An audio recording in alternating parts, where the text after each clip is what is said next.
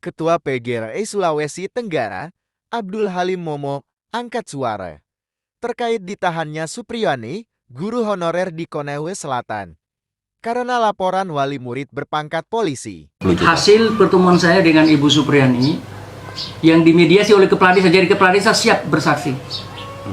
Kepala Desa dia bersaksi, dia akan damaikan persoalan ini dengan harapan dua hal.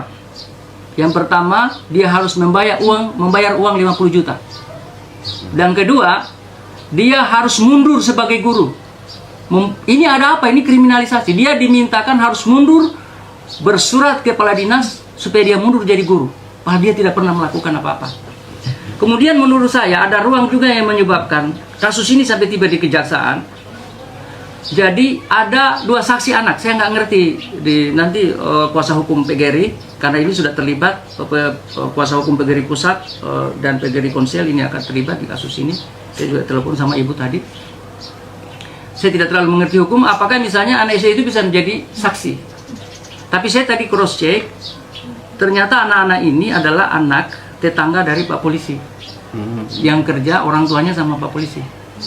Terus sudah diajak gimana? Tapi kan mestinya kan kalau dia jadi saksi itu kan mestinya harus disaksi oleh ini. Hanya katanya di kesaksian itu baku tabrak juga. Ibu Supriyatin satu dia bilang ada yang baju. Artinya saya curiga di sini ada permainan. Karena aneh. Masa siswa yang lain dia tahu kalau dia mau pukul di mana?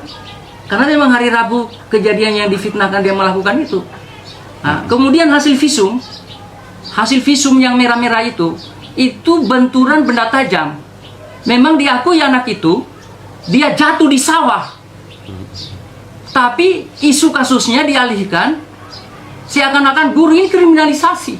Ada kesan kriminalisasi. Ada kesan pemerasan.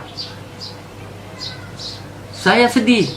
Ya, jadi saya terus terang, saya selaku Ketua PGRI Tenggara dan Ketua Pusat PGRI Republik Indonesia mengutuk dengan keras.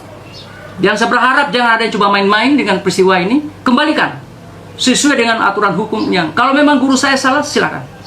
Tapi kalau memang ada kriminalisasi, dia tidak bersalah dan dia dipaksa-paksa oleh mohon maaf.